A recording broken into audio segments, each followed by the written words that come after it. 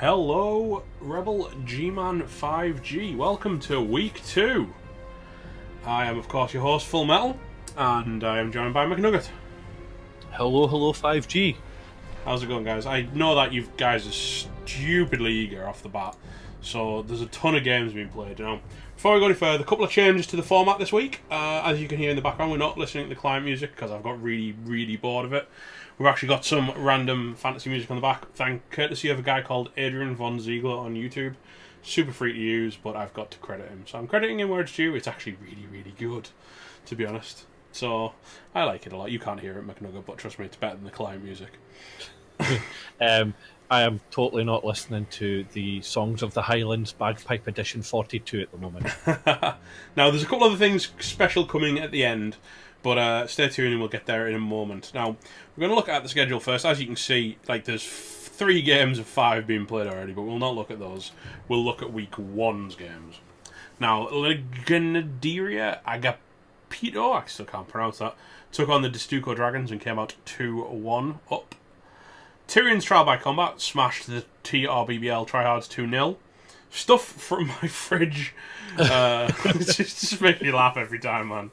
1-0 up over the Rot Fiends. Blazing Whiskers drew Drow You See Me 1-1. I actually watched that game, and in my opinion, Zinj decided to throw away a 1 game by being really silly and going, you know what, I don't need to score on turn 8, I can score on turn 7. What could possibly go wrong with taking an entire extra set of LOS blocks? And it turns out what went wrong was 3 removals on the LOS, and then he was like, I don't have enough men in the second half, and then drew. He could have won. It was bizarre. It just made no sense. Because he scored on his opponent's drive. He scored on the Blazing Whiskers drive. And then Sacrifice the Ninth took a 2-1 over Gut and Run.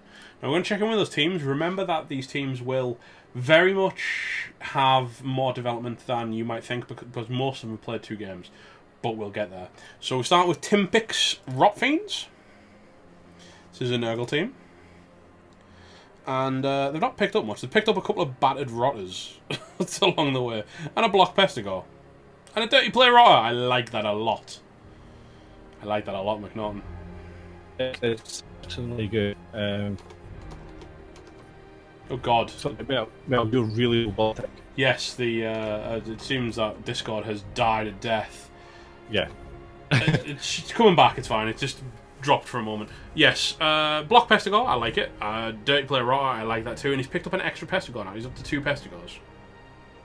Definitely. Getting those early Pestigors onto the team is always a good wee bonus.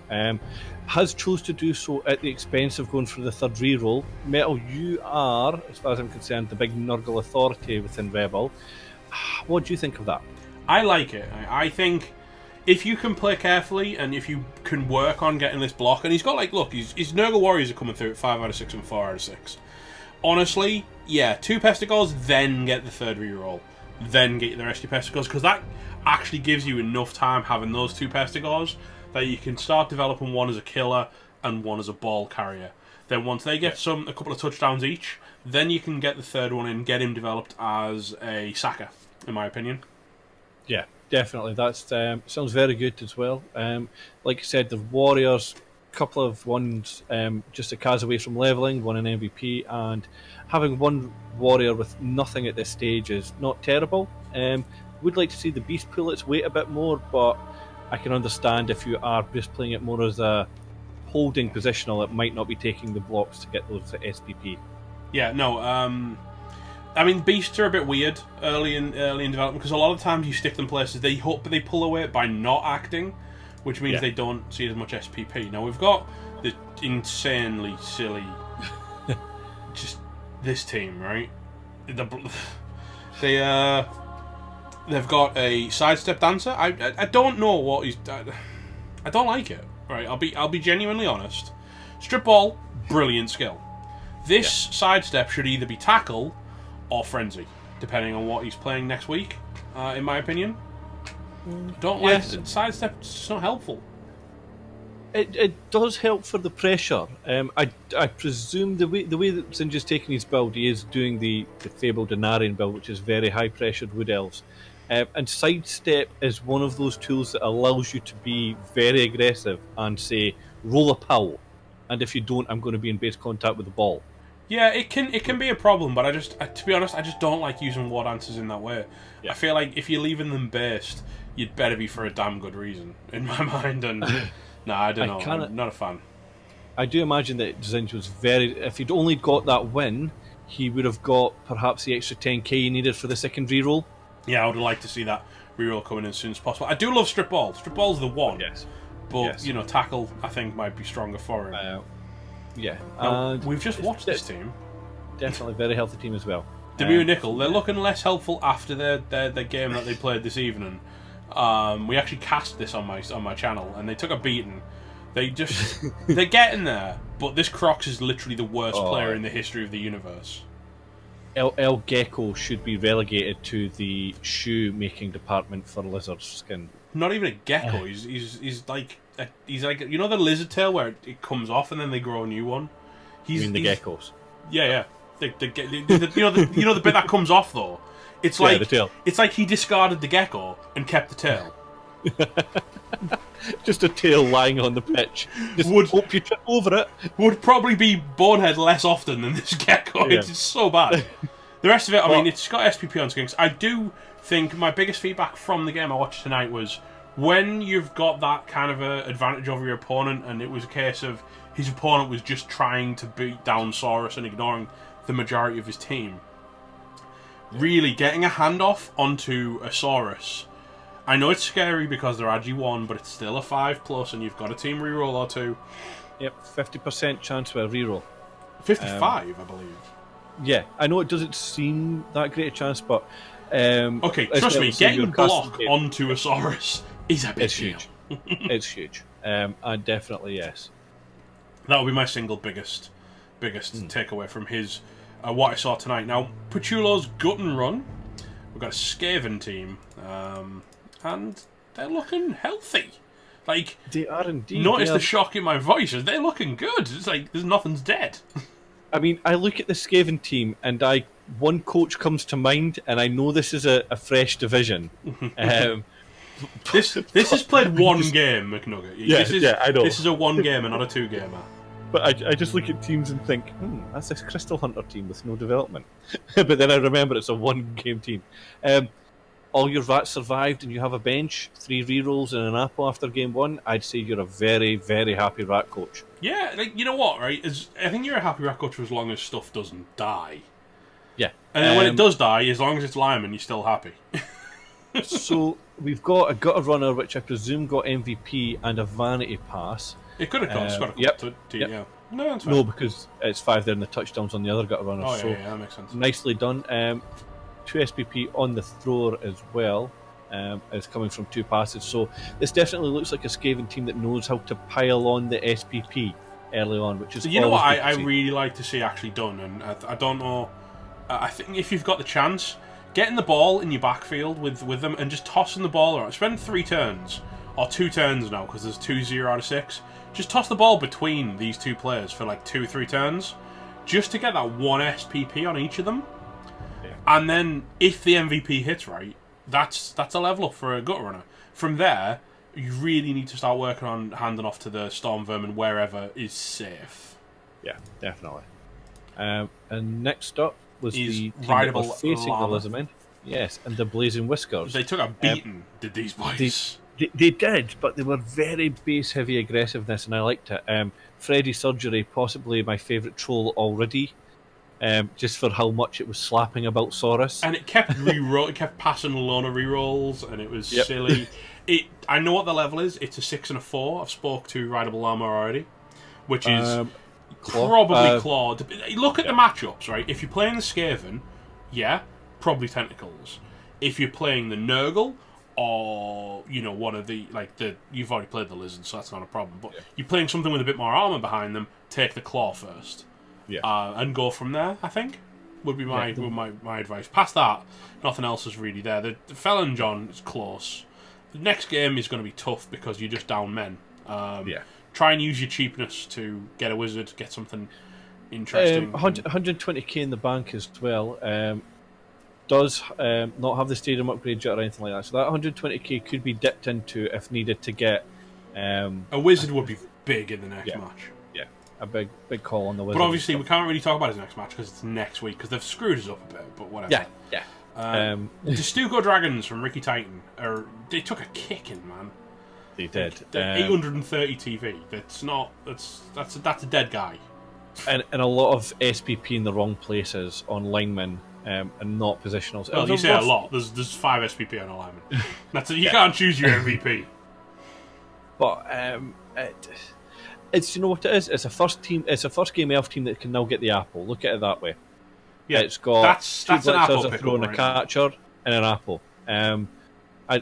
That elf team. It's okay. You've lost a positional. I think it was the catcher that they lost. It was a catcher they lost. Yeah. It just means you can focus on the other catcher whilst leveling up the rest of the team. And focus on the blitzers. I like leveling the blitzers before the catcher, to be honest, because catchers tend to level themselves up. Yeah. So if you can get the ball to the blitzers and get the SPP there, but that should be an apple buy in my book. Definitely, I would, Ricky. In this case, I would say take the apple over the reroll. It might be tempted to play another game and then get the reroll, but I would say take the apple because you'll just regret it not doing that. Here we go. Ginger Wolf, stuff from his fridge. Just, among the stuff in his fridge, there is an elf called Sonendil. Is that not a type of orange juice from Spain or something, you know? Like Sunny Delight? Sonendilo. Sonendilo. It's from Zinj's team, I believe. Glad to hear it, and I'm glad to hear people picked up on the murdering Zinj. It could not actually. I think it could be on. Actually, saying that, it might be a high elf. No, it's Drow. You see me? Yeah, it's from Drow Zinj's team. Zinj won 3-1. This Zinj may have won 3-1, but this is a nice looking Nurgle well, team. Look, right, he's got block already, and he's got a mighty blow. Mighty blow. Hold on here. Yep. 2 Pestigors, 2 rerolls. Apple was back. What a legend! Oh, I love this man so much. He's got, you know what, right? No, like, I love it when like people are just, can laugh at themselves. Embrace the joke. But it's not just that you can laugh at yourself, right? There's nothing I hate more than someone who, like, something goes silly happens, goes in the huff when they don't get recaps. Yeah. No, you know what I mean. Yeah. The worst is when they're like, oh, where's my damn recap that you're doing for free? What the hell, kind of thing. No, not into that at all. But no, Ginger Wolf definitely able to laugh at himself with Applewood coming back. Loving that. Definitely. I think he's actually going to veer away from him being the killer because he's got Mighty Blow and 1 Pesticle. So that's actually probably going to be Applewood the ball carrier for a change. Oh God, you're trusting Applewood with the ball.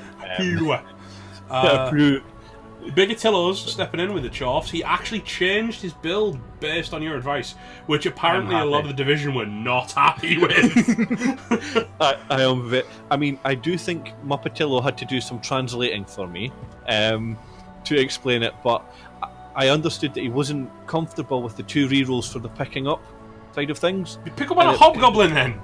That's it. That was exactly my pick up on RG3 and hand off.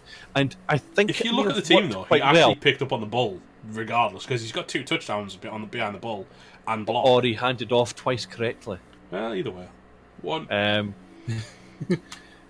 But a little from column A, a little from column B. It's still MVP on a blocker is sick. That's so good. A couple of random Kaz. Not going to complain at that. Banderillo.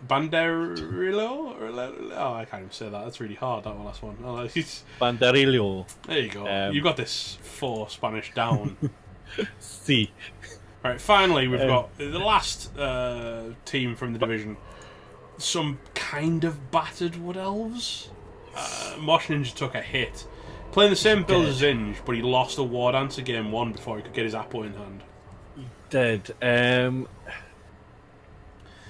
It's tough, and the development's kind of missing. You know what? He's got a 5 out of 6 War Dancer. That's close. Yes, I was way to say he's a couple of vanity passes away, and depending on these next couple of games, he could definitely just motor on some development onto this team. What I would say, get the ball with the catcher, throw it to the War Dancer. That's 3 out of 6 SPP.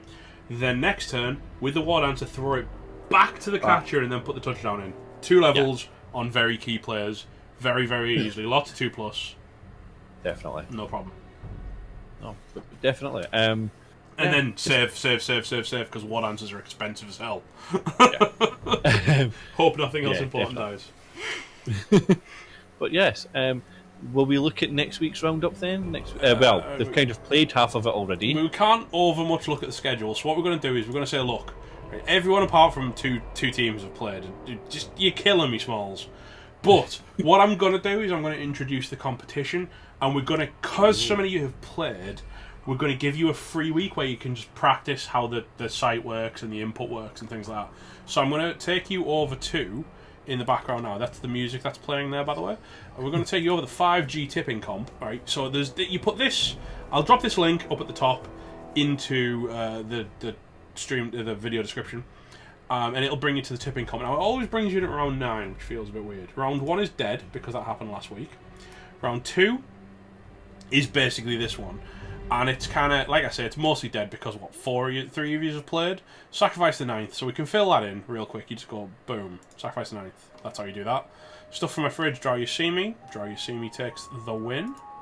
And finally, the Rot Fiends have also won. So you fill those 2 in.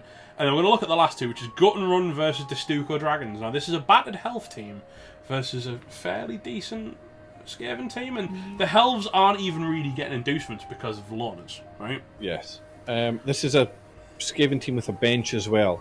And the 3 re-rolls. It could be argued, right, that this is the perfect opportunity for both teams to throw. And you know what? I'm not saying, start conspiring together, collusion and stuff. But there is incentive for both teams to play aggressively, is what you're saying. I would suggest getting the ball and putting it in the end zone as fast as humanly possible. And then if you're the other guys, maybe doing the same thing. Don't, still try and stop each other, still try and take the ball off each other. But if this goes to a shootout, nobody here loses. No. Because you both have a lot of players that you need development. There's a lot of scary bash teams in your division. I'm not saying collude. I'm not saying that. And if you do that, you'll all be in trouble, because you're the admin, aren't you? Or is it Chubstep? Oh, yeah. I think it might have been Chubstep. I think, yes, it is indeed Chubstep. But Chubstep, if Chubstep needs to speak to any of you, I will bring the bat and I will be doing the talking, okay? But yeah, especially those that know me, yes. What Metal's alluding to is, if you're an agility team and you score in 2 turns, you can then force your opponent to score quickly back. Yeah, because you just play very, very aggressively, and I think it would benefit both give of up you. 1 blitz a turn and say you're scoring fast or you're maybe not scoring at all. Is the difference. And I think coaches in this division will know what's possibly best for them. And now we've got Ganaderia Agapito versus Tyrion's Trial by Combat.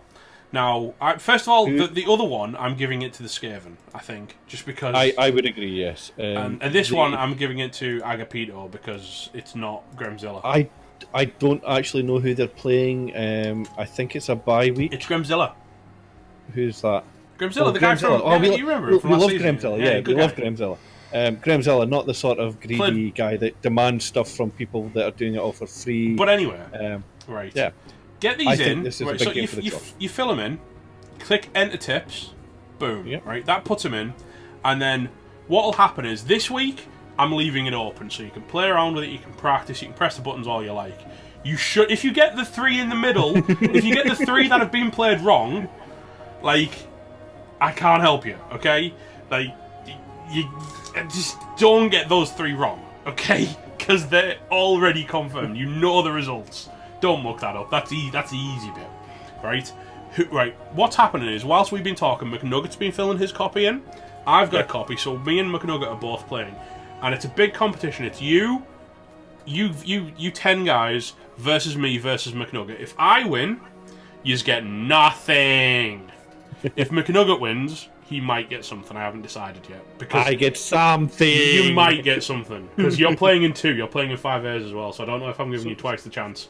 Right? Yeah. If one of you guys win, I will provide a prize, and it'll probably be some limited edition Rebel merchandise that you cannot buy anywhere else. So there's a pretty good prize on offer for you. So what you've got to do is you've got to put your tips in, and then after the round finishes, I'll update the results, and it'll have a scoreboard.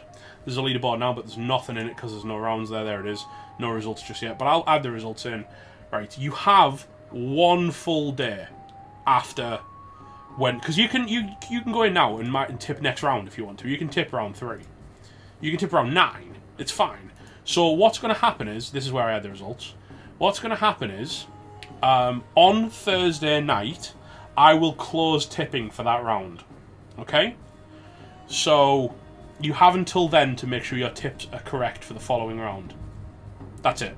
Even if the recap isn't done by then, the recap might not be done till Friday. I'll tip in advance. McNugget will tip in advance. We'll make sure the tips are done. Yep. But the tipping will close at midnight my time on the Thursday.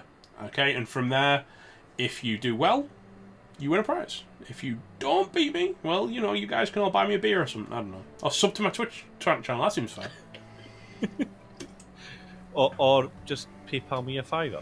That seems fair. Whatever, you know. But it's just a bit of fun. But it should be a good laugh. We do it for the playoffs. It's really good fun. I can see you're in there and I'm in there so far. Yes. Oh, have we forgot something? No. Okay. Well, anyway, guys, thank you so much for watching. McNugget, thank you for joining me once again. Thank you very much for having me. Thank you very much, Division 5G and Grimzilla. Oh, the last two guys who haven't played, if you're playing this weekend, if you're playing up until Monday, let me know, because I've got some time to cast some games, and I'll try and get a game cast in. It was a lot of fun casting the Blazing Whiskers versus Sacrifice the Ninth earlier, even though there was there was this annoying guy in chat who just kept shouting at me about recaps. Grimzilla, we like Grimzilla. I don't know, I can't remember who it was, some rando. I don't know. Anyway, I'm pretty sure he said that he would pay me to not do the recap, so... Yeah. Shall we look at his team real quick? Real quick. No. End stream. Yeah, it's got block on a runner and that's it. No, that's it. It's got block on a runner. Thank you very much for watching 5G. Have a good week. If for the last four guys who haven't played, we will see you next time. Hopefully you won't all have played by the time we do the recap. But frankly, I can't help it if three of you scheduled by Thursday night. That's ridiculous. Stop it.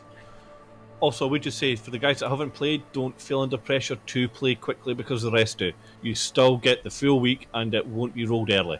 That's a really good point, actually. Yeah, we're not gonna roll it on Sunday because everyone's played. We roll it on Wednesday. So Wednesday night is when it gets rolled. If you need the time, take the time. And just because they all play early, just make them wait. Yes. See you next week, guys. Stay classy, folks.